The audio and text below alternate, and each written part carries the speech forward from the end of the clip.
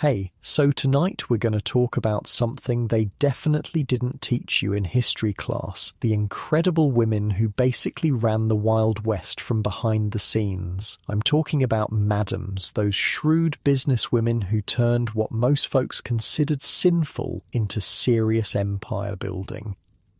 Oh, and if you're enjoying these stories, I'd really appreciate a like or subscribe. Super curious where you're all listening from, so drop a comment with your location and what time it is there. Always blows my mind how people are falling asleep to this all over the world.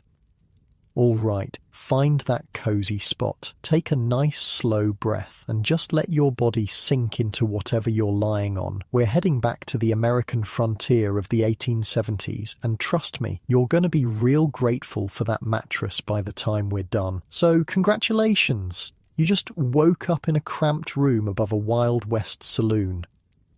The first thing that hits you is the smell, not just body odour, though there's plenty of that. It's a complex mixture of wood smoke from the pot-bellied stove in the corner, cheap perfume trying to mask everything else, and the unmistakable scent of last night's whiskey and tobacco that seems permanently embedded in the rough wooden floorboards.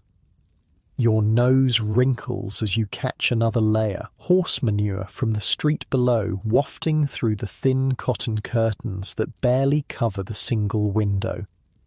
The sounds come next, a piano being tuned somewhere downstairs, the notes repeating and adjusting, the clatter of a wagon passing by on the dusty street, wheels catching on the uneven ground, voices calling to each other, a mixture of English, Spanish, and what sounds like German. A woman's laugh, sharp and practiced, cuts through it all. You're lying on a narrow iron bed frame with a lumpy horsehair mattress that pokes in all the wrong places. The scratchy wool blanket covering you is faded red, once fancy, but now worn thin in spots. No sheets, those are for the high-class establishments, and this ain't one of them. Next to the bed sits a chipped ceramic wash basin with water that's already gone lukewarm, a sliver of harsh lye soap beside it. The room itself is tiny, just enough space for the bed, a wobbly three-legged table with a coal oil lamp, and a battered trunk that holds all the worldly possessions of whoever calls this place home. The walls are thin enough that you can hear someone snoring in the next room. On a nail by the door hangs a faded calico dress, a pair of worn leather boots beneath it.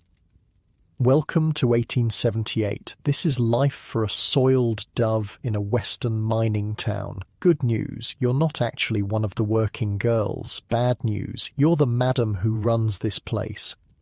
In the American West of the 1870s and 1880s, being a madam was pretty much the only route to independent wealth that a woman could have. Think about it. Women couldn't vote. Most respectable jobs were closed to them. They couldn't get business loans from banks. Hell, they could barely own property in most places without some man's name attached to the deed.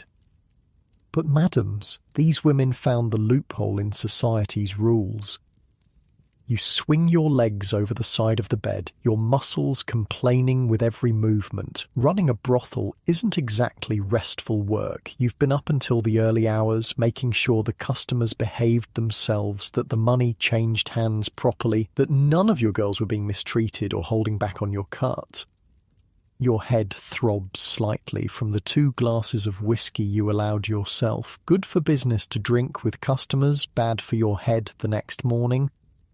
As you stand, your bare feet meet rough wooden planks that haven't seen a proper scrubbing in years. There are gaps between some boards wide enough to see the saloon below. Splinters are a daily hazard. You reach for a worn cotton wrapper to throw over your chemise before heading to the wash basin. The water is cold now, but you splash some on your face anyway. No mirror here. Those are expensive and easily broken in a place where drunken cowboys and miners are frequent visitors. You know your face by feel anyway. The lines at the corners of your eyes that weren't there 5 years ago. The set of your mouth that's grown harder over time. You're 35 now, been running this place for nearly 7 years. Not the fanciest brothel in town, but not the worst either. You've got 6 girls working for you, 3 in rooms along this narrow hallway, 3 more in the small building out back. Most madams in town started out as working girls themselves. Some still take special customers, the wealthy ones, the ones with power who might be useful, but not you. You figured out early that the real money wasn't in selling your own company, but in taking a percentage from others. Downstairs, you hear the bartender starting his day, glasses clinking as he sets up. Time to get moving. You've got supplies to order, a sheriff to pay off, and a new girl arriving on the afternoon stage who needs to be shown the ropes.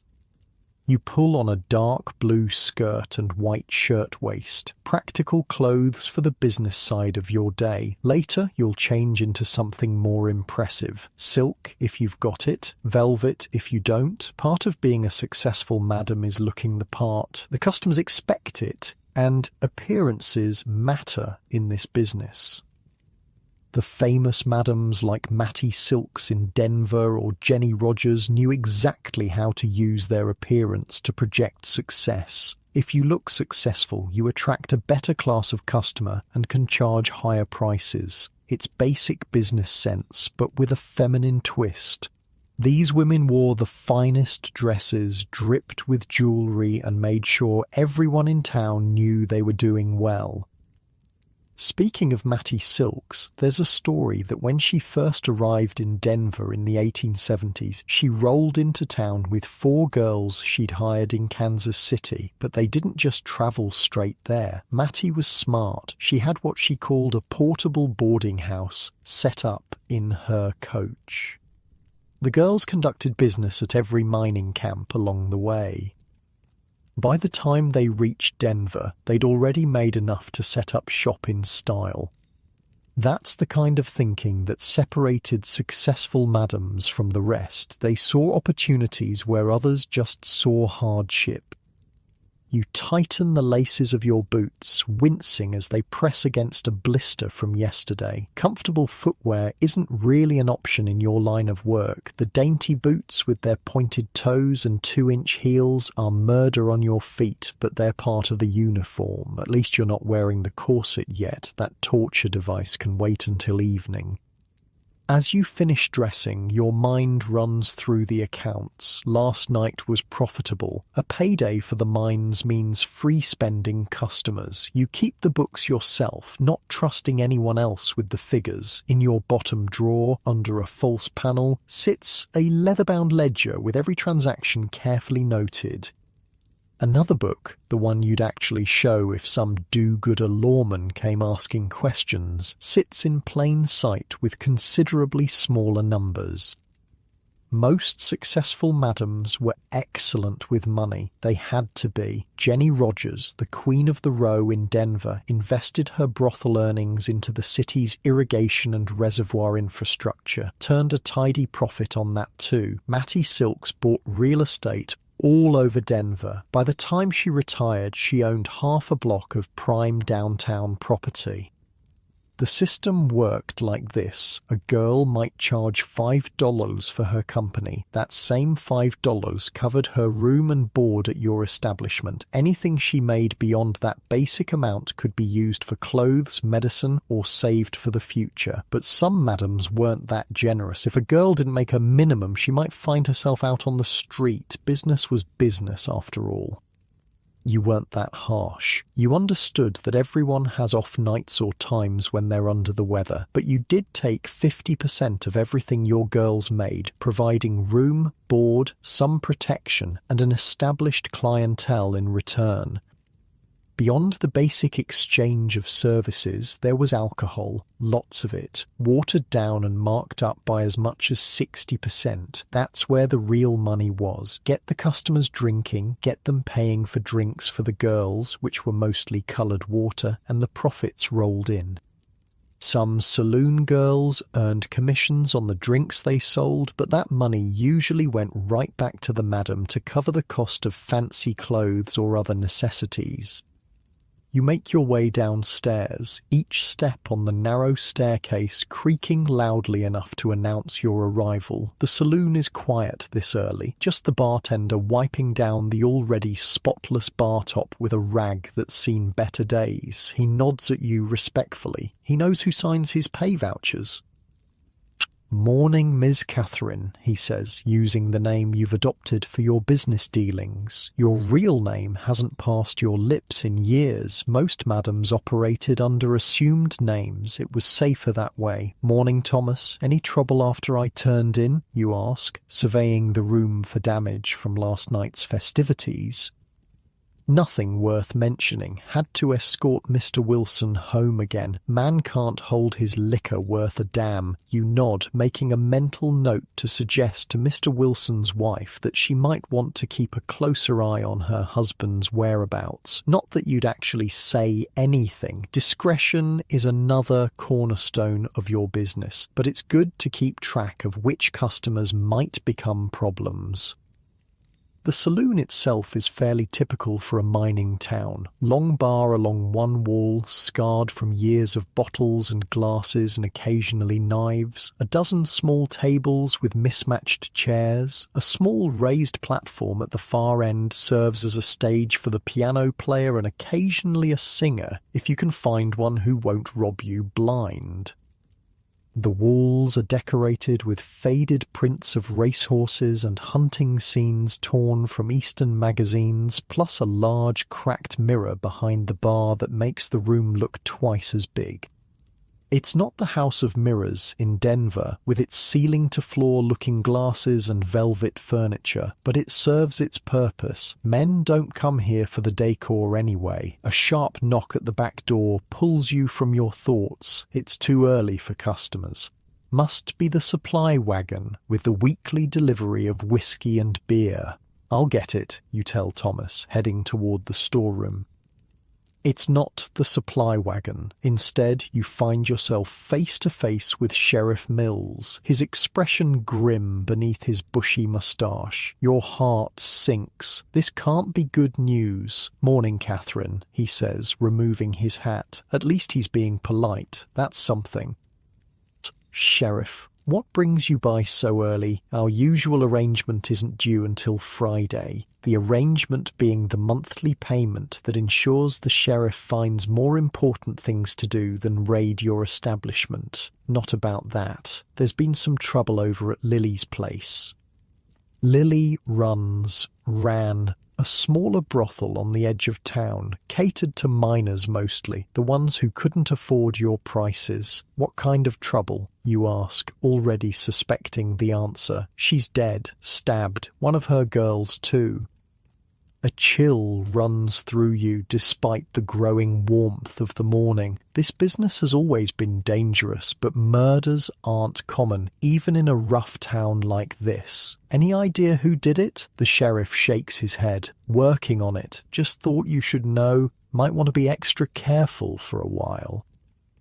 You nod, your mind already racing through the implications. You'll need to hire an extra man for security, warn the girls to be especially watchful, maybe raise prices temporarily to cover the additional expense. "Thanks for letting me know," you say, reaching into your pocket and pulling out a silver dollar. Not a bribe exactly, just a token of appreciation for the warning. The sheriff pockets it without comment and replaces his hat. "Take care, Catherine." After he leaves, you lean against the doorframe for a moment, letting the reality sink in. Lily, dead. You didn't know her well. Competition keeps its distance, but she'd been around for years. A fixture in town, just like you. It's a stark reminder of the precarious position you occupy. For all the money you've made, for all your business acumen and careful planning, you're still just a madam in a town that tolerates your presence, but would shed no tears at your passing. This is the reality that women like Mattie Silks, Jenny Rogers, and countless others faced every day. They built empires out of desire and loneliness, made fortunes where other women couldn't even find jobs, but they always existed on the edge of disaster. One angry customer, one jealous competitor, one moral crusade by the townspeople, and everything they'd built could disappear overnight. Yet they persisted, they expanded their businesses, paid off local politicians, and added legitimacy to their trade however they could. Mattie Silks managed to acquire a liquor license in 1885, something nearly unheard of for a woman-owned business at the time. You straighten up and head back into the saloon. No time for dwelling on what might happen. There's business to attend to. You settle at a small desk in the corner to review last night's receipts. The numbers are good, another month like this, and you can afford to replace the cracked window upstairs and maybe get that new piano you've been eyeing. Music brings in customers, and customers bring in money. The economics of running a brothel in the Wild West were straightforward but required careful management. Alcohol sales provided steady income. Special services brought in larger sums but were more irregular. Rooms could be rented by the hour or the night, depending on the customer's needs and wallet size. Everything had its price, clearly established and non-negotiable. As you tally figures in your ledger, you can't help thinking about what Sheriff Mills said. Lily's death is a reminder of how quickly things can change in this business. You've been putting aside money for years now, hoping to eventually buy a small property somewhere quiet, somewhere no one knows your history. Most madams dreamed of retiring before age caught up with them. Few managed it. The famous Pearl DeVere of Cripple Creek tried to maintain her business well into her 30s, throwing elaborate parties and charging astronomical sums for her company. She died of a morphine overdose in 1897 after one such celebration. Jenny Rogers ran her House of Mirrors into the early 1900s, but the life took its toll on her health and spirit. You look up from your calculations as the front door opens, letting in a shaft of bright morning sunlight. One of your girls, Sadie, enters carrying a basket of fresh bread from the bakery down the street. The smell hits you immediately, yeast and flour and warmth momentarily overpowering the lingering odours of stale beer and tobacco. Morning, she calls cheerfully. At 22, Sadie still has the energy and optimism that you sometimes envy. She hasn't been in the business long enough for it to wear her down yet. Morning, you reply. Any news from town? Sadie sets the basket on the bar and begins unpacking the loaves. Mrs. Peterson at the bakery says her husband's thinking of running for mayor, and the Marshall boys got into another fight at the Silver Dollar last night. Oh, and the stage is running late today. Wheel trouble outside of Carson City. You nod, making a mental note about the delayed stage. Your new girl will be arriving late then. More time to prepare. Sadie continues chatting as she arranges the bread, sharing all the gossip she's picked up on her morning errand. This is another valuable service your girls provide. Information. In a town where everyone has secrets, knowing who's doing what with whom is currency all its own. You let her talk while your mind drifts to the practicalities of the day ahead. There's the new girl to settle in, a delivery of proper French champagne supposedly arriving for your wealthier customers, the monthly doctor's visit to arrange. You insist on regular health checks for all your employees, something not every madam bothers with. The life of a Wild West madam was part businesswoman, part mother figure, part warden. You managed personalities and profits with equal care. You settled disputes, nursed the sick, protected your girls from abusive customers, and still had to maintain the facade of genteel hospitality that kept the money flowing.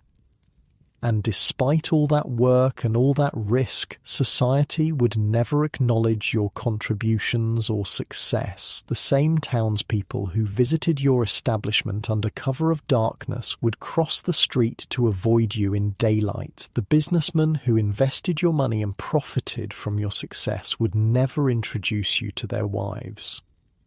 You existed in a liminal space, essential to the functioning of the community, but officially invisible. Yet the madams of the West were often among the wealthiest and most influential women of their time. They owned property when most women couldn't. They ran businesses when most women were limited to domestic work. They built fortunes when most women were financially dependent on men. As the morning stretches on, the saloon begins to come to life around you. The piano player arrives, his clothes rumpled from sleeping wherever he found space last night. More of your girls appear, some bright-eyed and ready for the day, others still fighting off sleep or the effects of last night's drinks. Thomas starts slicing the fresh bread for the simple lunch you offer: bread, cheese, and occasionally stew if business has been good.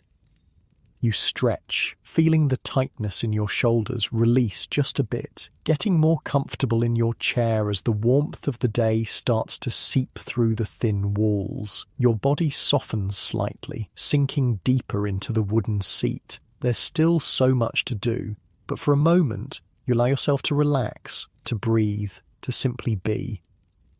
The rhythms of the day continue around you as you settle deeper into this moment of quiet. You hear someone sweeping upstairs, the soft whisper of a broom against wooden floors. The smell of coffee brewing now joins the fresh bread. Your muscles release a little more tension as you adjust your position. That's it, nice and easy. Your breathing naturally slows as you watch the dust motes dancing in the beam of sunlight coming through the window. You feel yourself becoming more comfortable with each breath. In this rare moment of stillness, you observe the saloon slowly awakening, the girls moving through their morning routines, a yawn escaping your lips as the warm spring air drifts through the open doorway where the sheriff had been standing only moments ago. The moment of peace is broken by the sound of shattering glass upstairs, followed by cursing. You sigh. The life of a madam is never quiet for long. I'll deal with it, you say to Thomas, who's already looking toward the ceiling with concern. The stairs creak under your boots as you climb back to the second floor. The noise came from Rose's room. She's one of your newer girls, barely 20, with a temper that flares hot and fast. Everything all right in there? You call through the thin door. Fine, comes the sharp reply, followed by the sound of something else breaking. You don't bother knocking, as madam, every room in this establishment is yours to enter as needed. The door swings open to reveal Rose, standing amid the shards of what used to be a porcelain wash basin. Her face is flushed, eyes bright with anger or tears or both. Want to tell me what that was about? You ask, careful to keep your voice neutral. You've learned that in this business, judgment only makes situations worse. Johnny Wilson promised to take me away from here, she says, her voice cracking. Said he was saving up to buy us a little place outside of town. Then I saw him this morning heading into the stagecoach office with Martha from the millinery shop. They had bags packed. You've heard this story before. Different names, different details, but always the same ending. Some customer makes promises to a girl, fills her head with dreams of respectability and escape, then disappears. Sometimes they just leave town. Sometimes they show up again next payday, pretending the promises were never made. That basin's coming out of your earnings, you say, because business is business, but your tone is gentler than your words. Get cleaned up and come downstairs for some breakfast. I've got a new dress that might fit you. Green silk would look good with your hair. It's a small kindness, but in this world, small kindnesses are sometimes all you can offer. Rose nods, wiping at her eyes with the back of her hand. back downstairs, you find more of your girls have emerged from their rooms. Lucy, the oldest at 29, is helping Thomas slice bread. Mary and Beth, sisters who came west after their parents died in a factory fire back east, are sweeping the floor and arranging chairs. Everyone has a job to do before the customers arrive later. This was how the better brothels operated, like well-managed households. The women weren't just there for the customers' pleasure. They maintained the establishment, prepared food, kept the place clean and orderly. Some madams insisted their girls learn to read and write, to speak properly, to discuss current events. The more accomplished the girls, the higher the prices that could be charged. Jenny Rogers was famous for being selective about her soiled doves. She chose only the most attractive, well-mannered young women for her house of mirrors. She clothed them elegantly, housed them in luxurious surroundings, and charged accordingly. Her establishment became known as one of the finest brothels in the West, attracting wealthy businessmen, politicians, and visitors who wanted more than just a quick transaction. Your place isn't quite that fancy, but you have standards. Your girls don't work if they're sick or injured. They get regular medical examinations. You don't allow excessive drinking while they're working, and you keep a close eye on customers who might become violent. Not every madame was so careful, but you learned early that healthy, content employees are good for business. A knock at the front door interrupts your thoughts. It's still too early for regular customers. "I'll get it," Lucy says, wiping her hands on her apron before crossing to the door. She returns a moment later with a young woman who looks like she hasn't slept in days. Her dress, once good quality, is travel-stained and crumpled. She clutches a small carpet bag with white-knuckled hands. "Says she's looking for work," Lucy explains, giving you a quick up-and-down assessment of the newcomer with her eyes. "I'm Catherine," you say, extending your hand. "I run this establishment." "Emily," the young woman replies, her voice barely above a whisper. Her handshake is limp, uncertain. "Emily Mitchell." "Well, Emily Mitchell, you look like you could use a hot meal and a wash before we discuss anything else. Lucy, show her to the back room and find her something clean to wear." As Lucy leads the nervous young woman away, you wonder what her story is. Most girls don't choose this life as their first option. They come to it through necessity, desperation, or lack of alternatives. Some are widows with no means of support. Some have been abandoned by husbands or lovers. Some are running from abusive homes. Some were introduced to the trade by mothers or sisters already in it. In the harsh reality of the American frontier, women had few options for independence. They could marry, teach school if educated enough, work as maids or laundresses for pitiful wages, or enter the sporting life. For a woman alone in the world, especially one without family or connections, the choice often wasn't much of a choice at all.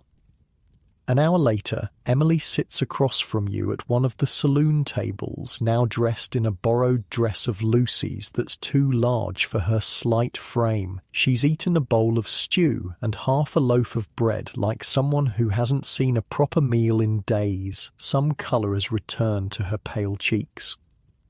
"So," you say, pouring her a cup of coffee from the pot Thomas has brought over, "tell me what brings you here." Her story spills out in fits and starts. She was a governess for a wealthy family in San Francisco. The master of the house made advances. When she rejected him, he accused her of stealing a silver hairbrush. His wife believed him. Emily fled before the police could be called with only what she could carry and the money she'd managed to save.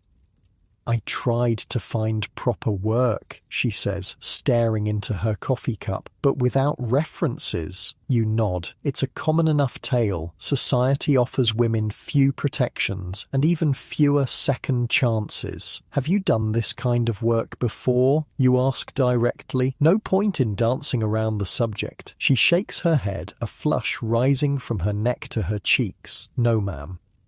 Then why come here? This isn't an ordinary boarding house. Emily raises her eyes to meet yours, and you see something there beyond desperation, determination. Because I heard you run a clean place, she says, that you treat your employees fairly, and because I have nowhere else to go.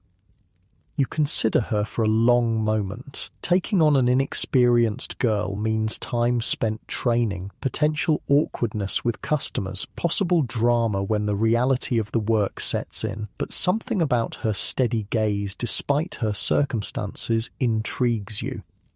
We'll try a week, you decide. You'll start by helping with the cleaning and serving drinks. If that goes well, we'll discuss the rest. Lucy will show you the ropes. You'll get room and board plus 10% of what you make. After the first month, if you're still here, that goes up to 20%. It's a fair offer, better than many madams would make, but still heavily weighted in your favour. This is a business after all, not a charity. Emily nods, relief washing over her features. Thank you, I won't disappoint you. See that you don't, you reply, rising from the table. Lucy will show you where you'll sleep. As Lucy leads Emily upstairs, Thomas approaches with a folded piece of paper. Message came while you were talking, he says, handing it to you. The note is brief, written in the flowing script of Madame Rosalie, who runs the most expensive brothel in town. She's summoning the town's madams to a meeting tonight at her place. Unusual, but given what happened to Lily, not unexpected. The madams of a town, while competitors, often maintained a wary alliance. They set prices together to prevent undercutting. They warned each other about violent customers. They sometimes shared the cost of bribing officials or hiring protection. Like any business leaders, they recognized that some forms of cooperation benefited everyone.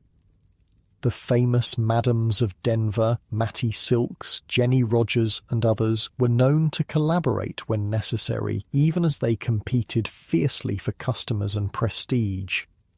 When the city council tried to shame them by requiring prostitutes to wear yellow ribbons, they turned the ordinance on its head by dressing entirely in yellow from head to toe, creating a spectacle that eventually forced the council to rescind the order. You fold the note and tuck it into your pocket. The meeting will mean leaving the saloon during evening hours. Not ideal, but necessary. You'll have Thomas watch things while you're gone. The day progresses with the usual tasks. You review supplies with Thomas, making note of what needs ordering. You settle a minor dispute between Mary and Beth over a borrowed hairpin that escalated into accusations about a stolen customer. You review the books again, considering whether it's time to raise prices. The new mining operation that opened north of town has brought in workers with money to spend. By late afternoon, the saloon is ready for business. The floors have been swept, the spittoons emptied and cleaned, the bar stocked. Fresh sawdust has been scattered across the floor to absorb spills and make clean-up easier tomorrow. The piano has been tuned as best as your regular player can manage with his limited skills.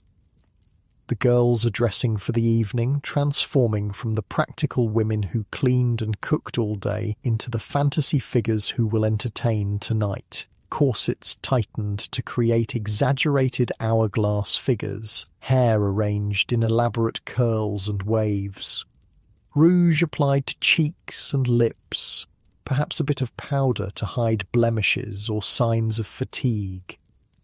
You retreat to your own room to change as well. The practical business clothes of the day are replaced by a gown of deep burgundy satin, still elegant despite being several years out of fashion. A gold locket hangs at your throat, a gift from a customer years ago who had more money than sense.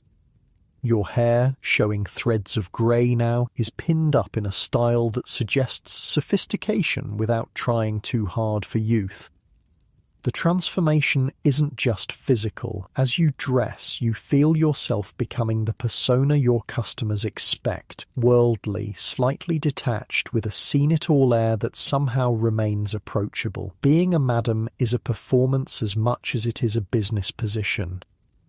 By the time you return downstairs, the first customers are already arriving. Miners mostly, their faces still bearing the grime of the day's work despite attempts to wash up. They order whiskey at the bar, their eyes roving over the girls who have positioned themselves strategically around the room.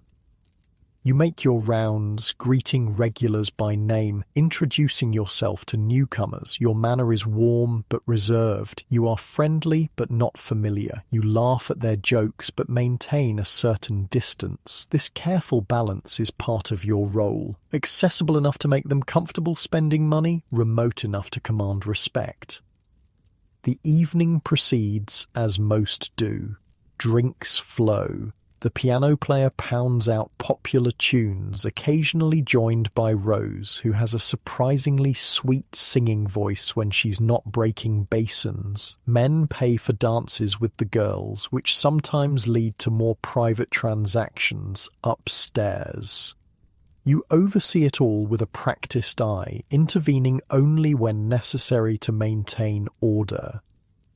At 9 o'clock, you catch Lucy's attention and signal that you're leaving for your meeting. She nods, understanding that she's in charge until you return. Lucy has been with you longest and knows the business almost as well as you do. If you ever decided to retire, she'd be the one you'd consider selling to. The night air is cool as you step outside, a welcome relief from the heat and smoke of the saloon. The streets are quieter now, most respectable businesses closed for the evening. A few men loiter outside the other saloons in town. A dog barks somewhere in the distance. Madame Rosalie's establishment sits at the north end of town, a large two-story house painted white with green shutters designed to look like a respectable residence. Only the red lantern hanging discreetly by the door indicates its true purpose. You're admitted by a doorman dressed like a butler who leads you to a parlour at the back of the house. The room is elegantly furnished with velvet couches, oriental rugs, and oil paintings in gilt frames. Crystal decanters of liquor sit on a sideboard, along with delicate glasses. 3 women are already present. Madame Rosalie herself, a Frenchwoman, or at least she claims to be French. No one has ever verified this. In her 40s, dressed in midnight blue silk. Harriet Brown, who runs a small place catering exclusively to the town's Chinese population. And Sarah Jenkins, whose establishment sits on the opposite end of town from yours, serving mainly cowboys and cattlemen passing through. Greetings are exchanged with formal politeness. Drinks are poured. Only when everyone is settled does Madame Rosalie address the reason for the gathering. "I assume you've all heard about Lily," she says, her accent thickening as it always does when she's concerned. Everyone nods. News travels fast in a small town, especially news like that. "The sheriff has no suspects," Sarah adds. "I spoke with him this afternoon. We need to take precautions," Madame Rosalie continues. "Hire extra security, perhaps close earlier for a while, and raise our prices to cover the extra expense," Harriet suggests practically. The discussion continues in this vein for some time. Practical considerations, business decisions. No one mentions the fear that underlies the conversation, that what happened to Lily could happen to any of them.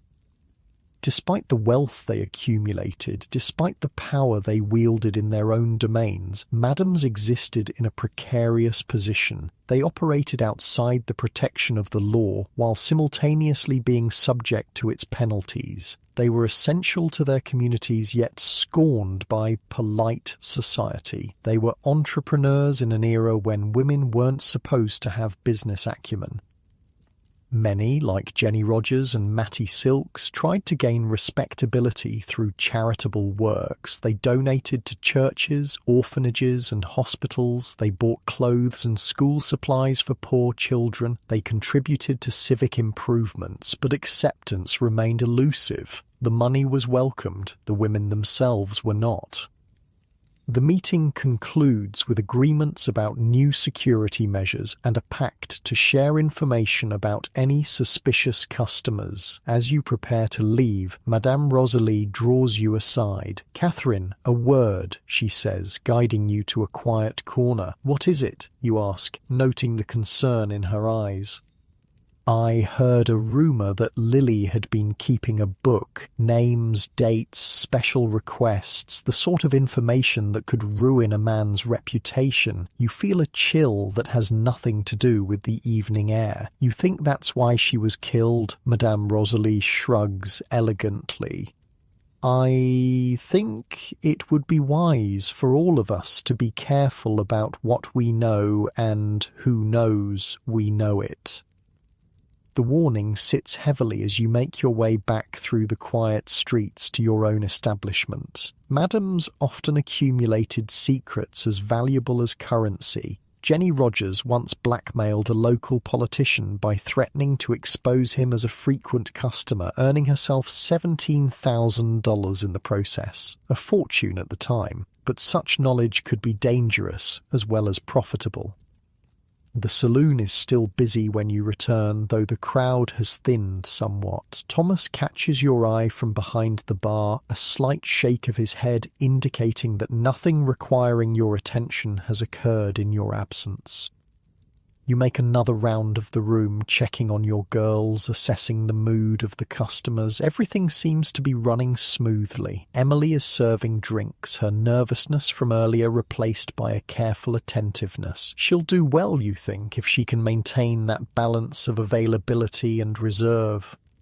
As midnight approaches, the pace of the evening slows. Some customers have gone upstairs with your girls, others have drifted home or to their camp beds at the mine. A few diehards remain at the bar, nursing their drinks and sharing increasingly exaggerated stories.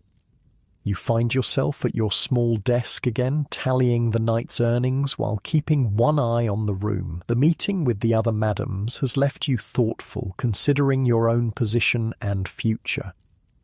Most madams didn't have happy endings. For all her success, Matty Silks fell for a man named Cortez Thompson, who treated her poorly and lived off her earnings. Pearl DeVere died of that overdose. Others succumbed to alcoholism, disease, or violence. Few managed to translate their financial success into the respectability they sought. You've been luckier than most. You've saved carefully, invested where you could, avoided the pitfalls of addiction that claimed many in your profession. You're not rich, but you have enough set aside that retirement isn't an impossible dream. A small house somewhere quiet. Perhaps a garden, books to read, no one knowing or caring about your past. The fantasy is pleasant enough that you allow yourself to linger on it, your pen pausing in its tabulation of figures. Your shoulders, tense from the day's concerns and the evening's warning, begin to relax slightly. You roll your head gently, feeling the small pops as your neck releases its tightness. From the piano comes a slow, soothing melody. Your player has switched from lively dance tunes to something more appropriate for the waning hours. The rhythm of it matches your breathing, which has slowed without your noticing. Your body feels heavier, more settled in your chair. The familiar sounds of the saloon, murmured conversations, the clink of glasses, occasional laughter, create a comfortable backdrop as you continue your work. The ledger's columns of neat figures provide their own kind of satisfaction, order imposed on the chaos of life. Your hand moves smoothly across the page, the scratch of pen on paper joining the ambient noise of the room. You stifle a yawn, stretching your arms above your head before settling back into a more comfortable position. The burgundy satin of your dress rustles softly with the movement. You feel your muscles releasing their tension, your breathing deepening naturally as you continue reviewing the night's transactions. That's it, nice and easy. The night's nearly done. Most of your girls are settled with customers, and tomorrow you'll need to help Emily adjust to her new life here, the reality of your world slowly sinking in as you notice the piano player has switched to an even gentler tune, something that reminds you of rainfall on a tin roof. Morning comes too soon, sunlight slanting through the gaps in your curtains to land directly across your eyes. You groan, rolling away from the brightness. Your head pounds slightly, not from drink, you're too careful for that, but from the late hour you finally retired.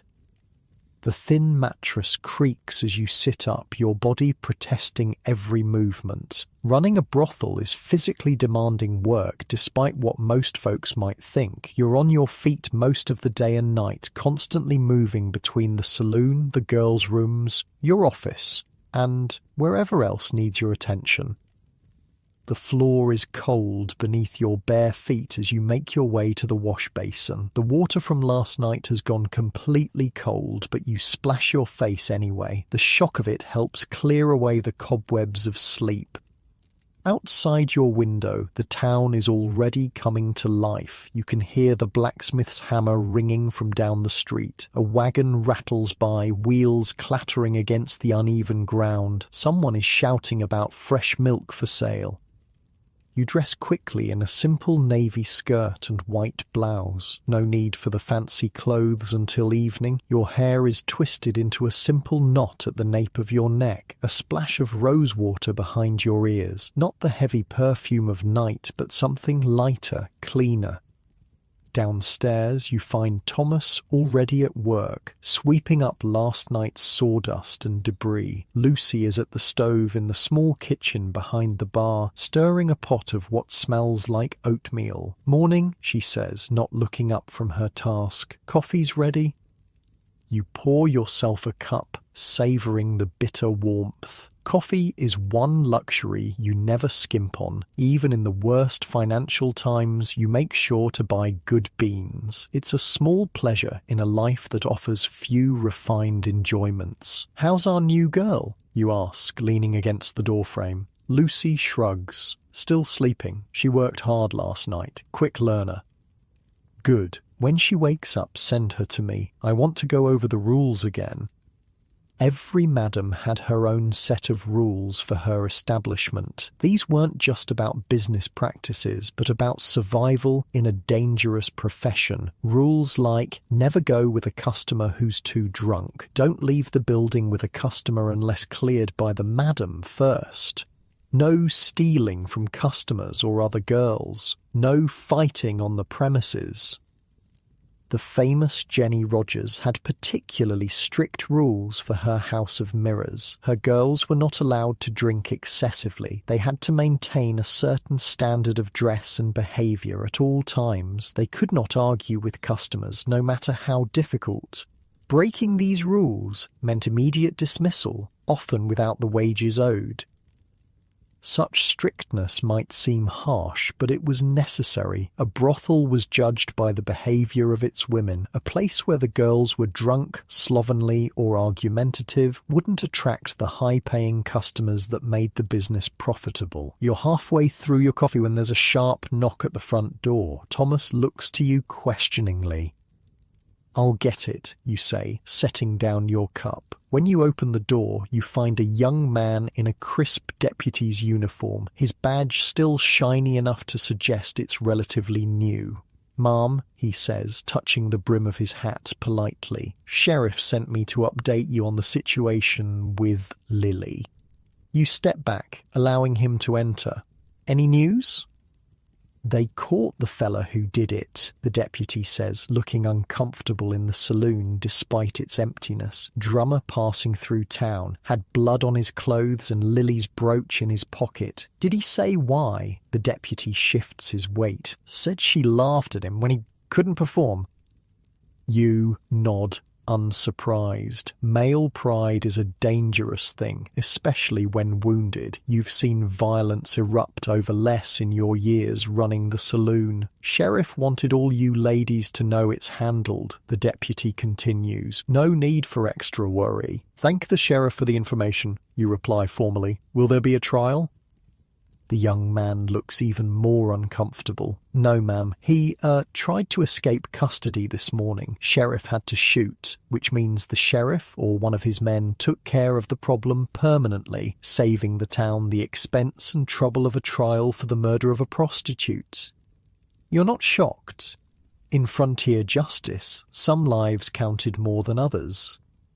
After the deputy leaves, you share the news with Lucy and Thomas. There's a momentary silence as you all absorb the implications. Should I tell the girls when they wake up? Lucy asks. You consider this. Yes, but keep it simple. Man responsible is dead. No need for details that'll just upset everyone. The morning progresses with its usual routines. Girls emerge from their rooms one by one, some alone, some with customers from the night before who sheepishly make their way out the back door. The air fills with the domestic sounds of women living in close quarters, complaints about borrowed items not returned, arguments over whose turn it is to help with breakfast, gossip about customers and each other. Emily appears last, her borrowed dress wrinkled from sleep. She looks better than yesterday, less desperate, more composed. Her eyes find you across the room, and she makes her way over. Madame Catherine, she says formally, Lucy said you wanted to see me. Yes, you reply, gesturing to a table in the corner where you can have some privacy. Sit down. She obeys instantly, folding her hands in her lap. The governess training shows in her posture, straight-backed, shoulders square. You did well last night, you begin. Thomas says you're quick and careful with the drinks. No spills, no mistakes in the orders. Thank you, she says, a faint blush colouring her cheeks at the praise. I'm grateful for the opportunity. Today we'll need to discuss what comes next, you continue. Serving drinks is fine to start, but it won't earn you much. Most of our profit comes from other services. Emily's blush deepens, but she meets your gaze steadily. I understand. Do you? This isn't a decision to make lightly. Once you start down this road, it's hard to turn back. Society doesn't offer second chances to women in our profession. It's a harsh truth, but one she needs to hear. Many girls enter the trade thinking it's temporary, just until they save enough to start over somewhere else. Some manage it, most don't. The stigma follows them, especially in small towns where everyone knows everyone's business. Emily is silent for a long moment, her eyes dropping to her hands. What are my alternatives? She finally asks. You could try for a position as a maid or laundress, you suggest. Pays poor and the work's harder than what you'd do here, but it's respectable. And would anyone hire me now that I've spent a night under your roof? Her voice is quiet, but not accusatory. You don't insult her intelligence with false reassurance. Probably not in this town. You'd need to move on. With what money? She looks up again, and you see that same determination you noticed yesterday. I have exactly 23 cents to my name, not enough for a stagecoach ticket, let alone establishing myself somewhere new. It's the predicament so many women faced on the frontier. Without money or family support, options narrowed quickly. The line between respectability and ruin was thin and easily crossed. I know what I'm choosing, Emily says, her voice firmer now. I've thought about it all night. I don't see another way forward from where I am. You nod, respecting her clear-eyed assessment of her situation. All right then, Lucy will help you get ready. You'll need different clothes for evening work. I'll advance you enough for a proper dress and shoes. It comes out of your first earnings, of course. Of course, she agrees. One more thing, you add as she starts to rise. Whatever brought you here, whatever you do while you're here, never be ashamed. We provide a service that men seek out willingly. There's no shame in meeting a demand, no matter what the church ladies might say. It's the same advice Mattie Silks reportedly gave to her new girls. Pride was essential armor in this business. Without it, the judgment and scorn of society could crush a woman's spirit entirely. Emily nods, a small smile touching her lips. Yes, ma'am. As she walks away to find Lucy, you can't help wondering how long she'll last. Some girls adapt quickly to the life, finding it preferable to the back-breaking work of laundering or the demeaning position of domestic service. Others never reconcile themselves to it, turning to drink or drugs to numb their feelings until they're no longer suitable for the better establishments. They end up in the cribs, tiny cubicles where the cheapest prostitutes plied their trade, or dead from disease, overdose, or violence. You hope Emily will be one of the survivors like Mattie Silks or Jenny Rogers who parlayed their beauty and business sense into financial security, but you're realistic enough to know not everyone has that combination of qualities needed to thrive in this harsh world. The day continues with its usual tasks and small dramas. Rose is still sulking over Johnny Wilson's betrayal, but has stopped breaking things at least. Mary and Beth have reconciled over the hairpin dispute and are now united in criticising another girl's choice of evening gown. Thomas reports that you're running low on whiskey and will need to place an order with the supplier. Around midday, a visitor arrives, Dr. Harrison, making his monthly rounds to check on the health of your girls. He's an older man, his hair more salt than pepper now, with a permanently stern expression that softens only slightly when addressing you directly. Catherine, he greets you with a nod. The usual examinations, I presume. Yes, plus we have a new girl who should be checked as well, you reply, leading him to the small back room that serves as your office and, on days like this, an examination room. Dr. Harrison is unusual among frontier physicians in his willingness to treat prostitutes at all, let alone make regular preventative visits. Most doctors would only attend to fallen women in emergencies and often charged exorbitant rates for doing so. But Harrison is a practical man. He understands that disease doesn't respect moral boundaries, that infections spread from brothels to respectable homes via the husbands and sons who frequent establishments like yours. His monthly visits are as much about protecting the wider community as they are about caring for your girls. The examinations are brief but thorough. Each girl is checked for signs of venereal disease, which would render her unable to work until treated and cleared. Any other health concerns are addressed as well, persistent coughs that might indicate tuberculosis, unusual bleeding, signs of pregnancy. When it's Emily's turn, you see her hesitation as she approaches the door to your office. This is often the moment when new girls reconsider their decision, when the clinical reality of the profession hits home. It's necessary, you tell her quietly, for your protection and ours. The doctor is discreet and professional. She nods and enters the room, her back straight as ever. When she emerges 15 minutes later, her face is flushed but composed. All clear, Dr. Harrison announces after the last examination. That new girl, remarkably healthy, no signs of previous activity as she claimed. You pay his fee, higher than what he charges respectable households, but fair considering the risk to his reputation, and see him out through the back door. It wouldn't do for his regular patients to know he visits your establishment, even in a professional capacity. As afternoon stretches toward evening, the pace of activity in the saloon increases. Girls who've been mending clothes or writing letters to family, always with fictitious details about their employment, begin preparing for the night ahead. Thomas stocks the bar and makes sure the spittoons are empty and cleaned. The piano player arrives, slightly less rumpled than yesterday, and begins warming up with scales and simple tunes. You retreat to your room to change into your evening attire, a gown of deep green velvet tonight, slightly out of fashion but still impressive with its tight bodice and flowing skirt, a different piece of jewellery, pearl earrings that were payment from a customer who ran short of cash one night. Your hair is arranged more elaborately, with combs holding the grey-streaked mass in a style that suggests elegance without trying too hard for youth.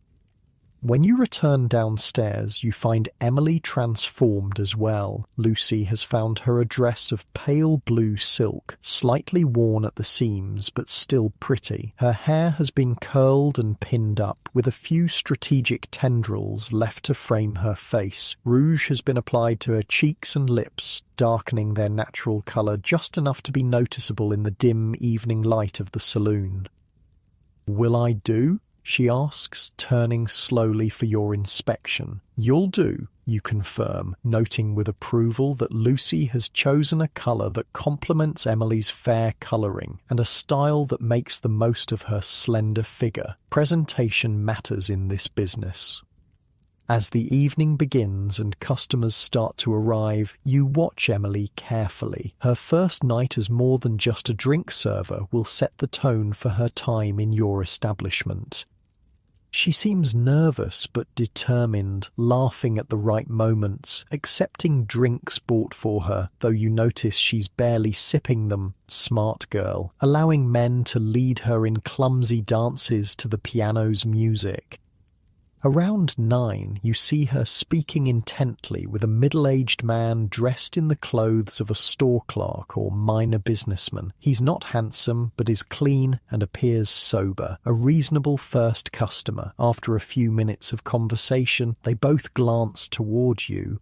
You give a slight nod, and Emily leads him toward the stairs. This is how most transactions occurred in the better brothels. No crude bargaining or explicit discussion of services in the public areas. The girls knew the standard prices for different activities. The men either knew as well or were discreetly informed. The madam's approval was sought before proceeding upstairs.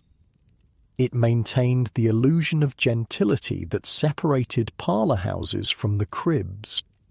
Emily returns downstairs about 45 minutes later, her expression neutral as she makes her way to the small desk where you keep the night's accounts. She hands you several bills, which you count and note in your ledger before returning a small portion to her percentage, as agreed. "Everything all right?" you ask quietly. She nods, a small smile that doesn't quite reach her eyes lifting the corners of her mouth. "Fine. He was polite." "Good. Take a short break if you need it, then back to the floor." The night progresses smoothly. Your regulars are in good spirits. A new vein of silver has been found in the North Mine, promising steady work for months to come. The piano player is in rare form, his fingers dancing across the keys with unusual skill. Even Rose seems to have recovered from her heartbreak, laughing brightly with a group of cowboys fresh from a cattle drive. Around midnight, a commotion at the front door draws your attention. A group of men in dusty trail clothes have arrived, their loud voices suggesting they've already been drinking elsewhere. Their leader, a tall man with a week's growth of beard and a scar running along his jawline, scans the room with the predatory gaze of someone looking for trouble rather than pleasure. You make your way toward them, your expression pleasant but watchful. New customers are always welcome, but not those who might disrupt your carefully maintained establishment. "Gentlemen," you greet them, positioning yourself so that Thomas behind the bar has a clear view of the situation. "Welcome to the Silver Star. What can we offer you this evening?" The scarred man's eyes assess you with a coldness that makes your spine stiffen. "Whiskey," he says shortly. "And girls. Been on the trail 2 weeks." "Of course," you reply smoothly. "Thomas will serve you drinks. The girls will join you when they're available." Most of your women are already occupied with other customers, a fact the newcomers clearly note with dissatisfaction. Only Emily and one other girl, Sarah, are currently unaccompanied. The men settle at a table, ordering a bottle of your cheapest whiskey. They drink quickly, their loud conversation and occasional bursts of harsh laughter creating an undercurrent of tension in the previously relaxed atmosphere. When Sarah approaches their table, offering to join them, the scarred leader pulls her roughly onto his lap. She maintains her professional smile, but you can see the discomfort in her eyes. You move closer, ready to intervene if necessary. "What's your name, girl?" the man asks, his voice carrying across the now quieter room. "Sarah," she replies, trying to shift to a more comfortable position on his knee. "Sarah," he repeats, taking another swig of whiskey. "You look like a girl I knew in Abilene. She wasn't friendly enough. Hope you're friendlier." The implied threat hangs in the air. Thomas has moved from behind the bar, positioning himself near the table. Your other customers are watching warily, some edging toward the door. Violence in a brothel was bad for business. It scared away the better class of customer and attracted the kind you didn't want. "Why don't I show you just how friendly I can be?" Sarah suggests, standing and offering her hand to the man. It's a skilled attempt to move the situation upstairs, away from the public area where trouble could spread. For a moment, it seems to work. The man grins and starts to rise. Then his gaze falls on Emily, who is trying to make herself inconspicuous near the piano. "Wait," he says, sitting back down. "I want that one. The new one." Emily freezes, her eyes darting to you in alarm. You move forward smoothly, inserting yourself between her and the scarred man's line of sight. "I'm afraid Miss Emily is not available at the moment," you say firmly. "She's promised to another customer who's just stepped out temporarily, but Sarah here is one of our most popular girls. You'd be fortunate to have her company." The man's eyes narrow, his hand moving to rest on the gun at his hip. "I said I want that one." The atmosphere in the room has changed completely now. Your regular customers are edging toward the exits. The piano player has stopped mid-song. Thomas has moved closer, his hand beneath the bar where you know he keeps a shotgun. These were the moments that defined a madam's authority. How you handled difficult, potentially violent customers determined whether your establishment was seen as safe and orderly or chaotic and dangerous. Matty Silks was known for personally ejecting troublemakers, sometimes at gunpoint. Jenny Rogers employed bouncers to handle problems before they escalated. You don't have bouncers, but you do have Thomas, and you have your own reputation for running a place where the girls aren't mistreated, even by paying customers. "Sir," you say, your voice level but firm, "in my establishment the girls choose their customers as much as the customers choose them. If you can't accept that, there are other places in town that might better suit your needs." The man stands slowly, his hand still resting on his gun. His companions rise as well, forming a loose semicircle behind him. "Are you refusing to serve us?" he asks, his voice dangerously quiet. "I'm suggesting that your approach might be better received elsewhere," you reply, not backing down despite the fear knotting your stomach. The broken spoke at the edge of town has girls who might appreciate your directness. It's a calculated risk, directing them to your lowest-end competitor. Either they'll leave peacefully to seek easier prey, or the situation will escalate into violence here and now. For a long moment, no one moves. You can hear the tick of the clock behind the bar, the creak of floorboards as someone shifts their weight, your own heartbeat pounding in your ears. Then the scarred man laughs, the sound as sharp and cold as breaking ice. "Fine," he says, tossing some coins on the table. "Keep your fancy whores. Boys, let's find somewhere more welcoming." As they file out, their threatening presence leaving with them, you feel the tension in your shoulders begin to ease. The room seems to collectively exhale. Thomas moves his hand away from whatever weapon he was gripping beneath the bar. "Thank you," Emily says quietly from behind you. You turn to find her pale but composed. "Part of the job," you reply with a shrug that belies the residual fear still coursing through you. "We take care of our own here." It was true. Despite the competitive nature of the business, despite the harsh economic realities that sometimes forced madams to make difficult decisions about which girls to keep and which to let go, the better brothels operated as communities. The women looked out for each other, shared resources, celebrated each other's successes, and mourned each other's losses. Mattie Silks was known for nursing sick girls back to health rather than simply replacing them as some madams did. Jenny Rogers loaned money to women trying to establish their own businesses outside the trade. Fanny Porter, a famous Texas madam, maintained relationships with her former employees long after they'd left her establishment, often helping them find husbands or respectable positions. In a world that offered women few protections, they created their own safety nets. The rest of the night passes without incident. The scarred man and his companions don't return. Your regular customers gradually filter back in as word spreads that the trouble has moved on. The piano music resumes. Drinks flow. Business continues. By the time you close up around 2 in the morning, you're exhausted. The confrontation drained what energy you had left after a long day. Your feet ache in your too tight boots. Your back protests from hours of maintaining perfect posture. Even your face is tired from the constant performance of being the unflappable Madame Catherine. You dismiss Thomas for the night, assuring him you can handle the final lockup. The girls have all retired to their rooms, some alone, some with customers who've paid for the whole night. The saloon is quiet, except for the occasional creak of the building settling.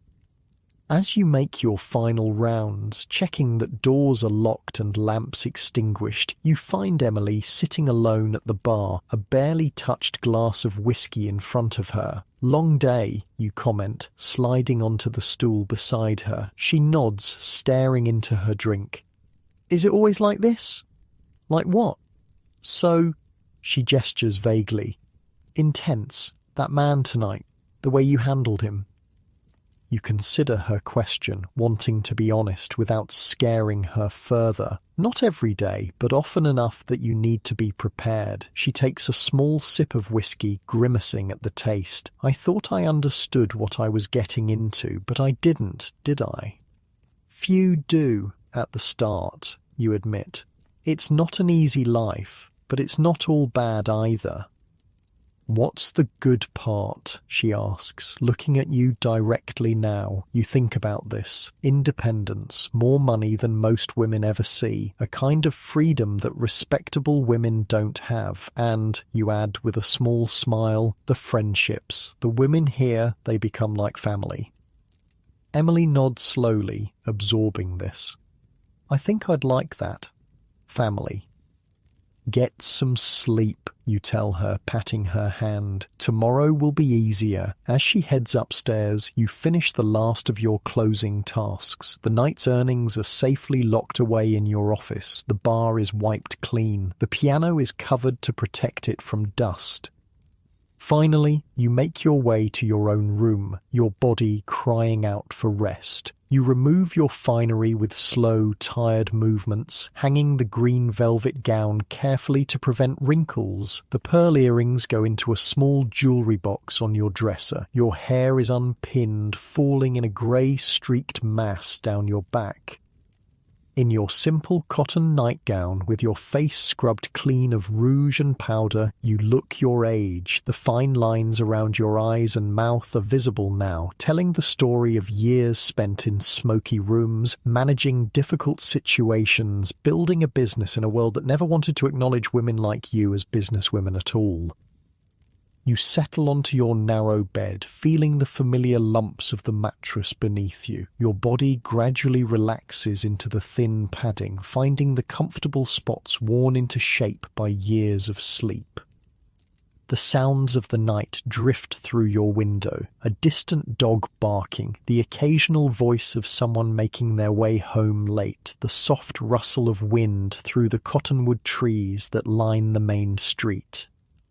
Your thoughts drift to the events of the day, Emily's first real night of work, the confrontation with the scarred man, the news about Lily's killer. So much happens in this small world you've created, this microcosm of the larger frontier society with all its dangers and opportunities. Your breathing slows as you settle deeper into the mattress. The weight of the day's responsibilities begins to lift from your shoulders. Your muscles, tense from hours of vigilance, gradually unwind. A yawn escapes as your body recognizes it's finally time to rest. Morning comes with the sound of hammering from somewhere down the street. You groan, rolling over to bury your face in the thin pillow. It doesn't help. The noise continues, insistent and rhythmic. Giving up on further sleep, you push yourself into a sitting position. Your body aches in familiar ways, feet sore from hours in uncomfortable boots, back tight from maintaining perfect posture, head slightly fuzzy from the small amounts of alcohol you consumed while entertaining customers. The hammering continues. Must be the new storefront going in where the old mercantile burned down last month. Progress, they call it. To you, it's just another unwelcome noise in a town that never seems to truly quiet. You make your way through your morning routine mechanically. Cold water splashed to the face, teeth cleaned with baking soda, hair brushed and pinned, plain day clothes donned. No need for the artifice of evening yet. That transformation will come later. Downstairs, you find Thomas already at work, restocking the bar with the bottles he brought up from the cellar. No sign of any of the girls yet. They'll sleep late after last night's work. Even Lucy, usually an early riser, hasn't emerged. "Morning," Thomas greets you, his voice low out of habit. The walls are thin, and loud noises travel easily to the rooms above. Coffee's hot. You pour yourself a cup, savouring the bitter warmth. "Any word from our whiskey supplier?" "Shipment should arrive on tomorrow's stage," he confirms. "Paid extra for quick delivery." You nod approval. Running out of whiskey would be disastrous for business. Men came to establishments like yours for many reasons, but alcohol was always near the top of the list.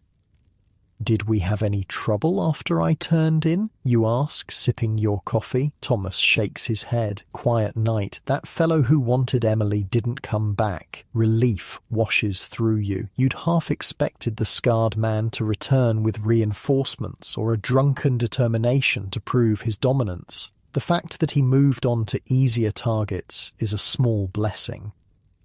As you settle at your desk to review yesterday's accounts, the front door opens. It's too early for customers, and your girls know to use the back entrance during daylight hours to maintain some semblance of discretion. Sheriff Mills steps inside, removing his hat as his eyes adjust to the dimmer interior. His expression is unreadable, but there's a tension in his shoulders that immediately puts you on alert. "Catherine," he says with a nod. "Need a word?" You gesture to the chair across from your desk. "What can I do for you, Sheriff?" He sits, placing his hat on his knee. "Had some trouble last night over at the Broken Spoke." The Broken Spoke, the establishment you directed the scarred man and his companions toward. Your stomach tightens. "What kind of trouble?" you ask, though you can already guess. "Man dead. Stabbed." The sheriff's eyes fix on yours. Fella with a scar along his jaw. Despite your dislike of the man, the news sends a chill through you. "I'm sorry to hear that." "I'm sure," Mills says dryly. "Word is you sent him and his boys over there after refusing to serve them." There's no accusation in his voice, just a statement of fact, but you feel defensive nonetheless. They were looking for trouble. Specifically, they were looking to trouble one of my new girls who wasn't interested. I suggested they might find more willing company elsewhere. The sheriff nods slowly. That's about what I figured. Don't worry, you're not in any hot water, just trying to piece together his movements last night. Do you know who killed him? One of Bessie's girls, looks like. Claims self-defense, says he got rough, wouldn't take no for an answer. Bessie ran the Broken Spoke with minimal oversight and even less concern for her employees' well-being. Her girls were often desperate women with few other options, older, addicted to something, or otherwise unable to secure positions in the better houses. Will there be a trial? You ask, though you suspect you already know the answer. Sheriff Mills shrugs. Doubt it. Nobody's too broken up about a stranger causing trouble, and Bessie's already paid the fine for disturbance of the peace. That was how justice often worked in frontier towns. A man's death might warrant investigation, but if the deceased was a troublemaker with no local connections, and especially if he'd been killed by a prostitute defending herself, the matter was usually settled with a fine and, perhaps, compensation to the brothel owner for lost business. Anything else you need from me? You ask, eager to move the conversation along. Association with a death, even peripherally, was bad for business. Just wanted to let you know, Mills says, rising, and to suggest you might want to be careful about who you turn away. Sometimes it's safer to handle trouble in your own place than to pass it along. The advice rankles, but you keep your expression neutral. I'll keep that in mind. After he leaves, you sit in silence for a moment, processing. The scarred man is dead, killed by one of Bessie's girls when he got violent. It could just as easily have happened here, to Emily, or any of your other women. The dangers of the profession were ever present, not just from disease or social ostracism, but from the very customers who provided your livelihood. Women in the trade faced violence regularly, from men who felt entitled to more than they'd paid for, from those who resented paying at all, from those who simply enjoyed inflicting pain. Madams like Mattie Silks and Jenny Rogers employed male bouncers specifically to protect their girls from such dangers. Others, like Cad Thompson of Virginia City, Nevada, handled violent customers themselves. Thompson once gave a severe beating to one of her employees who had argued with her, throwing the woman bodily from the brothel. When the employee took Thompson to court, the madam was acquitted. The law rarely sided with prostitutes, even against other women in the trade. The sound of footsteps on the stairs interrupts your thoughts. Lucy appears, already dressed for the day, in a simple brown skirt and cream blouse, her hair neatly braided. "Morning," she says, then notices your expression. Something wrong? You briefly explain the sheriff's visit and the death at the Broken Spoke. Lucy listens without interrupting, her face growing more serious with each detail. "Should we tell the girls?" she asks when you finish. "You consider this." "Yes, but not all at once, individually, as they wake up. No need to cause a panic, but they should know to be extra cautious for a while. His friends might come looking for payback." Lucy nods, understanding the delicate balance you're trying to maintain. Keeping your employees informed of potential dangers without frightening them so much they can't work effectively. "I'll start breakfast," she says, moving toward the small kitchen area. "The girls will be hungry when they get up." The morning progresses slowly. Your women emerge one by one from their rooms in various states of dishevelment. Some look well rested, others show the strain of entertaining difficult customers late into the night. You or Lucy speaks to each one privately about the incident at the Broken Spoke, emphasizing caution without dwelling on the more disturbing details. Emily is one of the last to appear, her borrowed dress wrinkled, her hair falling from its pins. She looks younger in the harsh light of morning, more vulnerable. When you pull her aside to explain what happened, her face pales. "That man died because of me?" she asks, her voice barely above a whisper. "Oh no," you say firmly. "He died because he was violent with a woman who defended herself. His choices led to his death, not yours or mine." She doesn't look entirely convinced, but nods anyway. "Will there be trouble for us?"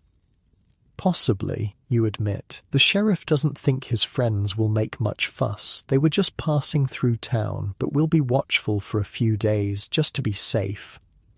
The frankness with which you discuss potential violence might seem callous to outsiders, but it was simply the reality of life in a frontier brothel. Danger was acknowledged and prepared for, not hidden behind polite fictions. As midday approaches, you send Thomas to the general store with a list of supplies: flour, sugar, coffee, lamp oil, and other necessities for running the establishment. With him gone, you take over bar duties, wiping down the already clean counter and arranging glasses for the evening ahead. Lucy oversees the cleaning of the saloon, floors swept, spittoons emptied and scrubbed, tables wiped down, chairs arranged. The girls who aren't helping with these tasks are upstairs, washing clothes, mending tears in dresses, or simply resting before another long night. This was the rhythm of life in a brothel: evenings of entertainment and commerce, mornings of recovery, afternoons of preparation. The cycle repeated day after day, with only Sundays offering a slight variation when you opened later out of a nod to respectability rather than any genuine religious observance.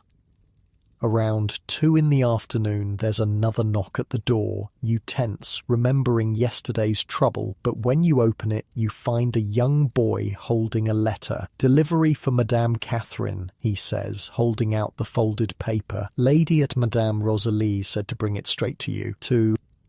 You give the boy a penny for his trouble and close the door before opening the letter. The paper is fine quality, the handwriting elegant, Madame Rosalie's distinctive script.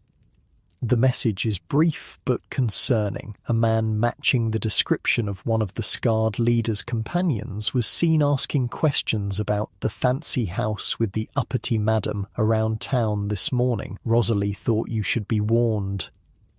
You fold the letter and tuck it into your pocket, considering your options. You could close for the night, citing some excuse, but that would mean a significant loss of income for both you and your girls. You could hire extra security, but reliable men on short notice would be expensive and might create more tension than they prevented.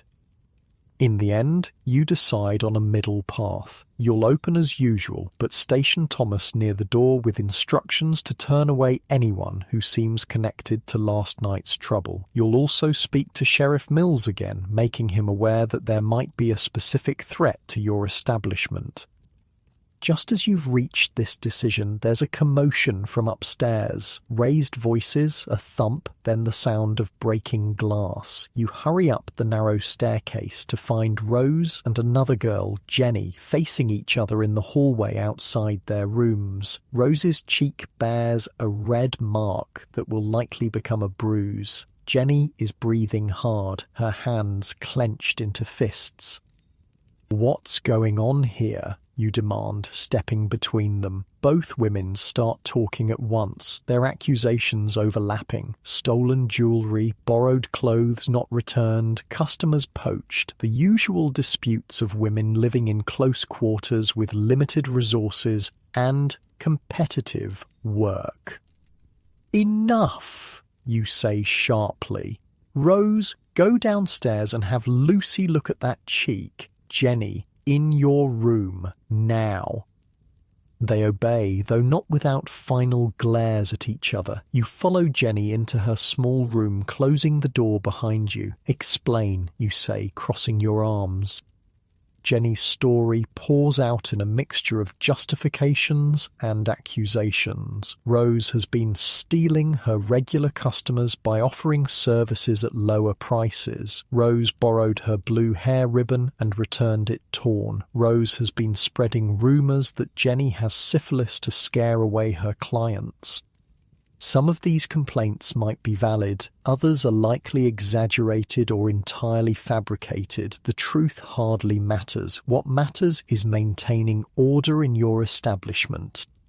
"I don't care who started it," you tell her when she finally runs out of words. "I won't have fighting here. It's bad for business and dangerous for everyone. You and Rose will make peace, or one of you will be looking for a new place to work. Understood?" Jenny nods sullenly. "Yes, Ma'am." "Good.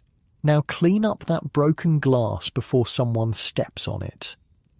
As you leave her room, you sigh internally. Managing the personalities and conflicts of your employees was one of the most challenging aspects of being a madam. These women came from difficult backgrounds, lived in stressful conditions, and competed for the same limited pool of customers. Their friction was inevitable. Successful madams like Mattie Silks and Jenny Rogers understood this and developed systems for managing these tensions. They assigned specific rooms to their girls, often with the best locations going to those who brought in the most money. They mediated disputes quickly and firmly. They established clear rules about customer ownership. Once a man became a regular with a particular girl, other women in the house knew not to pursue him. The afternoon continues with more mundane tasks. You review the liquor inventory, calculating how long the current supply will last until the new shipment arrives. You mend a tear in the green velvet gown you wore yesterday. You write in your private journal, a habit you've maintained for years, recording the significant events of each day in a cipher of your own devising that no one else could read if they found it. As evening approaches, the atmosphere in the saloon shifts. The domestic activities of the day give way to preparations for business. Girls who spent the afternoon in plain work clothes or dressing gowns now don their finery. Silk dresses in bright colours, corsets tightened to emphasize their figures, hair arranged in elaborate styles.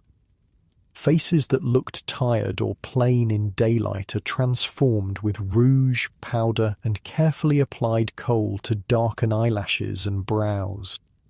You make your own transformation, changing into a deep blue satin gown that you reserve for busy nights. The colour brings out your eyes and minimises the grey in your hair. A string of glass beads that catch the light completes the outfit. Not real jewels, but convincing enough in the dim evening light of the saloon. Thomas returns from his errands, reporting that he's delivered your message to Sheriff Mills about the potential threat. The sheriff promised to have a deputy walk past your establishment regularly throughout the evening, but made no guarantees about immediate response if trouble occurred. "We'll manage," you tell Thomas. "Just keep your shotgun loaded and within reach."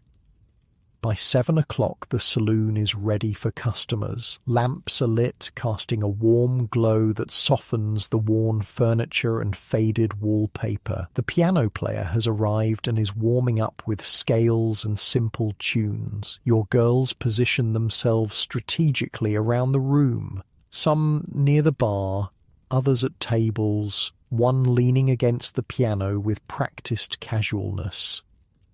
The first customers begin to arrive. Miners from the day shift, merchants who've closed their shops for the evening, a few cowboys passing through town. The usual mix of men seeking drinks, company, entertainment, and occasionally something more intimate.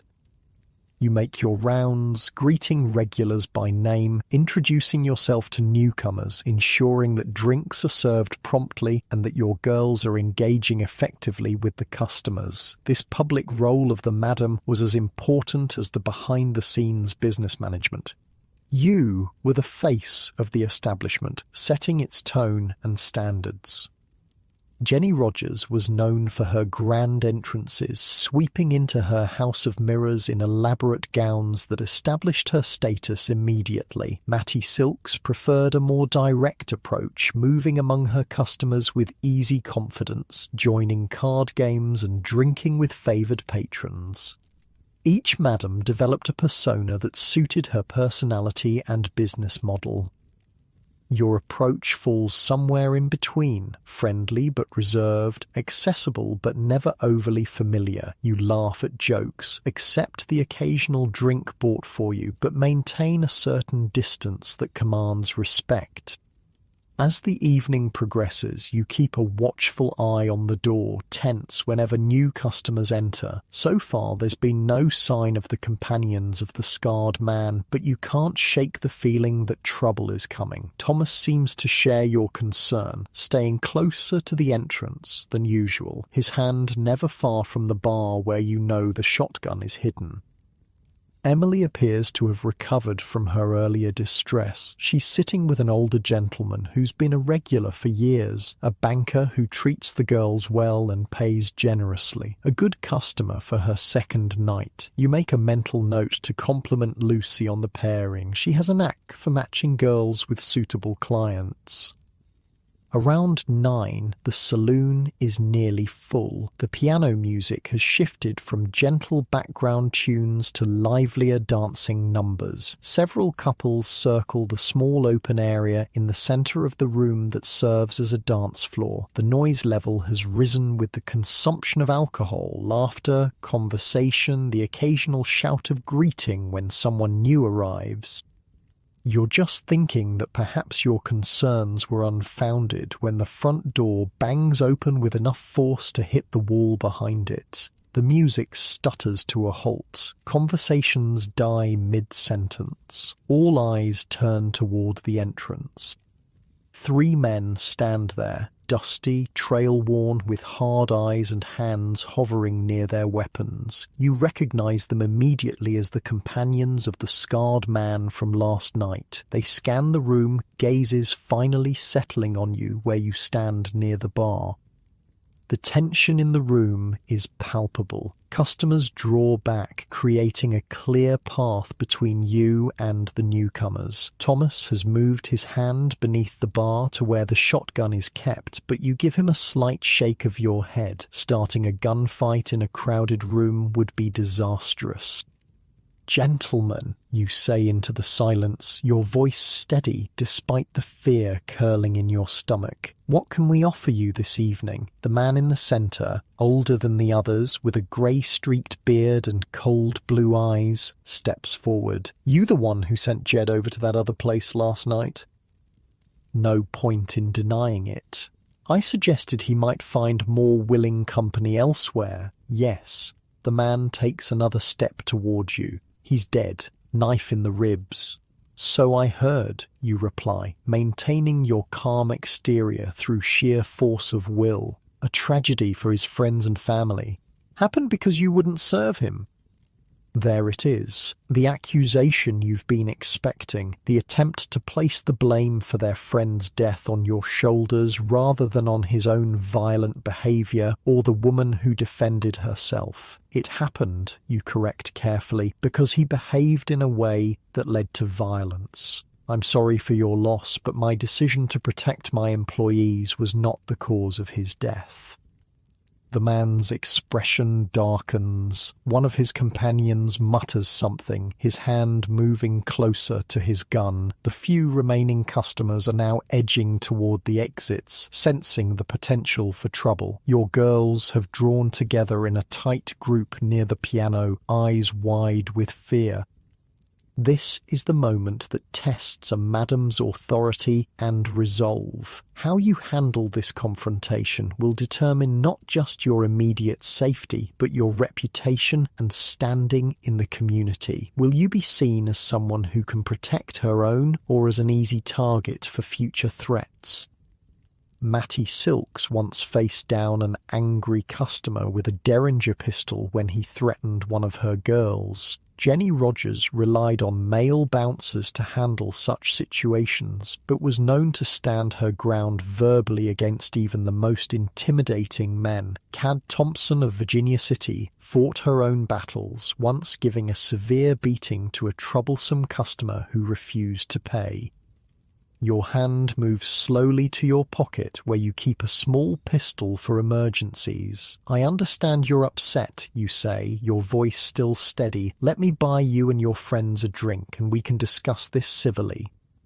It's a gamble. Offering hospitality might diffuse the tension, or it might be seen as weakness. The man hesitates, his eyes flicking to your hand in your pocket, then to Thomas behind the bar, then to the now nearly empty saloon where potential witnesses have fled. Just as he opens his mouth to respond, the back door bangs open. Sheriff Mills strides in, hand resting on his holstered gun, 2 deputies behind him. "Evening, gentlemen," he says mildly, but there's steel beneath the casual greeting. "Heard there might be some trouble brewing. Thought I'd stop by." The leader of the 3 men straightens slightly. "No trouble, Sheriff. Just having a conversation with the lady here." "Good to hear," Mills replies, moving to stand beside you, "because this town's had enough excitement lately. Wouldn't want any more unfortunate incidents." The implied threat hangs in the air. After a tense moment, the bearded man gives a curt nod. "We'll be moving on tomorrow anyway. Just wanted to pay our respects to the lady who sent our friend to his death." "And now you have," the sheriff says. "Anything else?" The 3 men exchange glances. Then the leader shakes his head. "Nothing that can't wait for another time, another place." They back toward the door, unwilling to turn their backs on the sheriff and his deputies. Only when they've disappeared into the night does the tension in the room begin to dissipate. "Thank you, Sheriff," you say quietly. "Your timing was impeccable." Mills shrugs. "Just doing my job. Figured they might come calling after what happened to their friend." He surveys the now empty saloon. "Might want to close early tonight. Let things cool down." You nod, already calculating the financial loss against the potential danger of remaining open. "I think you're right." After the sheriff and his deputies leave, you begin the process of closing the saloon. Thomas locks the doors and begins extinguishing lamps. The girls, still shaken by the confrontation, help clean up without their usual chatter and complaints. By midnight, everything is secured for the night. You've decided to keep everyone inside until morning, concerned that the 3 men might be waiting somewhere in town despite the sheriff's warning. The girls will sleep in the saloon, not comfortably, but safely. As you arrange blankets on the bar and tables to create makeshift beds, Emily approaches you. "Is this normal?" she asks softly. "This kind of danger?" You consider how to answer truthfully without frightening her further. "Not every day," you finally say, "but not uncommon either. This business attracts certain types of men. Some are just looking for company or a good time. Others bring their troubles with them." She nods slowly. "I thought..." She hesitates. "I don't know what I thought. Not this." "Few do at the start," you reply, echoing your words from last night. "It gets easier. You learn to read people, to spot trouble before it arrives, and you're not alone. We look out for each other here." This was perhaps the most important aspect of life in a frontier brothel. The community formed by necessity among women society had cast out. They shared resources, protected each other, celebrated together, and mourned together. For many, it was the first time they'd experienced such solidarity. As the night deepens, the saloon grows quiet. Most of the girls have settled into their improvised beds, their breathing growing deeper and more regular as sleep claims them. Thomas has positioned himself near the front door, a rifle across his knees, ready for any disturbance. You find yourself at your small desk, too keyed up from the evening's events to sleep despite your exhaustion. Your ledger lies open before you, but the figures blur as your mind replays the confrontation, imagining how differently it might have ended without the sheriff's timely arrival. The small oil lamp casts shadows across the room, creating pools of darkness between islands of warm light. Outside, the town has fallen silent. Even the dogs that usually bark through the night seem to be resting. You lean back in your chair, feeling the tension in your shoulders begin to release slightly. Your breathing slows to match the quiet rhythm of the night. The fear that's been sitting like a stone in your stomach all evening begins to dissolve. In this moment of temporary peace, you allow your guard to drop just a little. Your eyes grow heavy as the adrenaline of the confrontation finally leaves your system. You shift in your chair, finding a more comfortable position as your muscles relax one by one. The soft sounds of your sleeping girls create a gentle backdrop to your thoughts, which are beginning to drift like leaves on a slow-moving stream. The weight of responsibility eases slightly as you acknowledge that everyone is safe for tonight at least. You feel yourself settling deeper into your chair, your breathing naturally slowing as the events of the day recede into memory. A yawn escapes as your body tells you what your mind has been resisting, that it's time to rest, to gather strength for tomorrow's challenges. Just for a moment, you think, closing your eyes, just a brief respite while everything is quiet and still. You adjust your position slightly, getting more comfortable as the night deepens around you, the distant sound of wind in the cottonwoods creating a soothing rhythm that seems to match your heartbeat as it gradually slows. You wake with a start, neck stiff from sleeping in the chair. Grey morning light filters through the windows. For a moment, you're disoriented, then the events of last night come rushing back. The confrontation, the sheriff's intervention, the decision to keep everyone inside.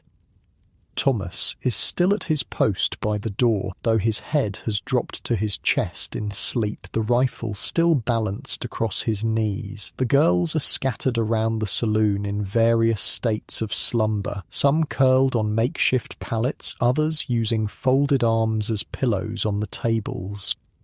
You stretch, wincing at the pain in your shoulders and back. Too old to be sleeping in chairs, you think ruefully. Then again, you're too old for a lot of things about this life, a fact that's becoming more apparent with each passing year. Rising quietly to avoid waking the others, you make your way to the small kitchen behind the bar. The stove is cold, but you find the remains of yesterday's coffee in a pot. It's bitter and strong, but the warmth and caffeine are welcome as you try to shake off the fog of interrupted sleep. Cup in hand, you return to the main room and gently wake Thomas. He jerks awake, hands tightening on the rifle before he recognizes you. "Easy," you murmur. "It's just me." He relaxes, rolling his shoulders to ease the stiffness. "Morning? Any trouble in the night?" "Not that I know of. I fell asleep at my desk." You glance toward the still locked front door. "Think our visitors have moved on?" Thomas rises, moving to peer through a gap in the curtains covering the window. Streets quiet, just the usual morning folk heading to work. You consider your options. You can't keep the saloon closed indefinitely, and your girls can't stay locked inside forever. At some point you'll have to return to normal operations and accept whatever risks come with it. Let's wait till the sheriff makes his rounds, you decide. If he gives the all clear, we'll open as usual tonight. Thomas nods, moving to stoke the stove for breakfast. The noise and activity begin to rouse the others. Girls stretch and yawn, complaining about sore backs and necks from their uncomfortable sleeping arrangements. The piano player, who stayed as well, begins to pick out a gentle morning tune, his fingers moving automatically across the keys despite his still drowsy state. Lucy organises breakfast, the last of yesterday's bread, some cheese, coffee for those who want it. The mood is subdued but not fearful. These women have faced dangers before. Last night's confrontation was frightening but not unprecedented in their lives on the frontier. Emily sits apart from the others, a cup of coffee clutched in her hands, her expression thoughtful. You join her, settling into a chair at her small table. Quite an introduction to the business, you comment. 2 days in and already involved in a standoff, she offers a small smile. Not what I expected, that's certain. She hesitates, then adds, but I'm still here. There's determination in her voice that you approve of. She's made of sterner stuff than her delicate appearance suggests. Good, you reply. This work isn't for everyone, but for those who can handle it, there are worse ways to make a living. And it was true. For all its dangers and social stigma, prostitution on the frontier often provided women with income and independence unavailable through other means. While a laundress might earn $1 and $2 per day for back-breaking work, a prostitute in a decent establishment could make $5 and $10 per night. Madams like Mattie Silks and Jenny Rogers accumulated substantial wealth, owning property and businesses at a time when most women were legally and financially dependent on men.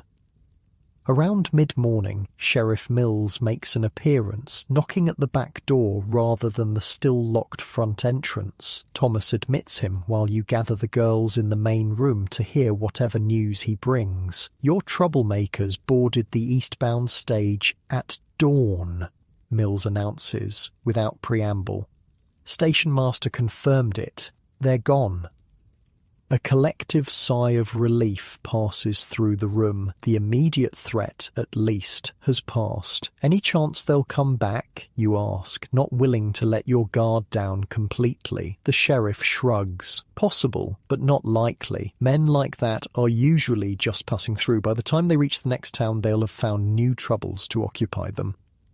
You nod, accepting his assessment. Thank you for checking, Sheriff, and for your timely arrival last night. Mills touches the brim of his hat in acknowledgement. Just doing my job, ma'am. His gaze sweeps the room, taking in the makeshift sleeping arrangements and the slightly dishevelled appearance of your girls. Recommend you all get some proper rest today. Won't do business any good to have your ladies falling asleep on the customers tonight. After he leaves, you announce that the saloon will open as usual this evening, but that everyone should take the day to recover from last night's disruption. The girls disperse to their rooms, eager for the comfort of proper beds after their uncomfortable night on the saloon floor.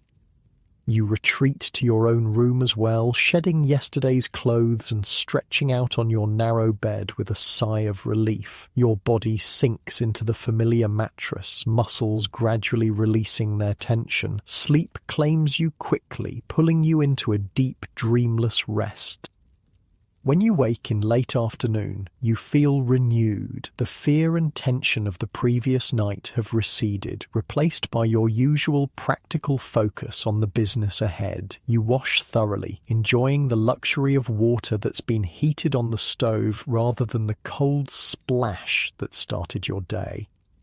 As you dress for the evening in a gown of deep purple silk, one of your finest, you consider the events of the past few days. The threat from the scarred man and his companions has passed, but it serves as a reminder of the precarious position you occupy in this frontier town.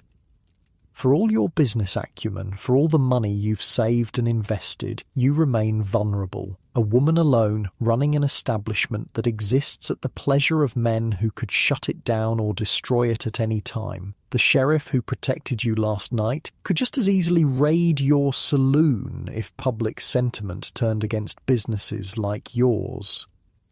This was the reality that all madams faced, even the most successful. They operated within a narrow space between tolerance and condemnation, always aware that their position could change with the next election, the next moral crusade, the next shift in the town's fortunes. Many tried to secure their status through charitable works and community involvement. Mattie Silks was known for buying clothes and school supplies for poor children in Denver. Jenny Rogers contributed to civic improvements. Even Squirrel Tooth Alice, a Texas madam known for her distinctive dental feature, regularly donated to her local church, though she was not herself welcome to attend services. As you finish dressing, you find yourself thinking about the future. How long can you continue in this business? What comes after? Few madams managed graceful retirements. Many succumbed to the hazards of the profession. Violence, disease, addiction. Others simply faded from prominence as age made them less appealing to customers who valued youth and beauty. Mattie Silks was one of the exceptions. After years of running successful brothels in Denver, she eventually married a cattle dealer named Jack Reddy and lived out her days in relative respectability. Jenny Rogers was less fortunate, struggling with health problems in her later years before her death in 1909. Your own savings, carefully accumulated and invested over the years, might be enough for a modest retirement somewhere far from here, where no one knows your history. A small house, perhaps, a garden, books to read, simple pleasures after years of managing the complex, often dangerous business of running a brothel.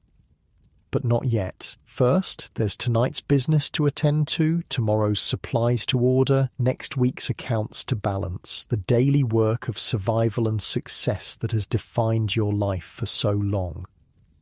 Downstairs,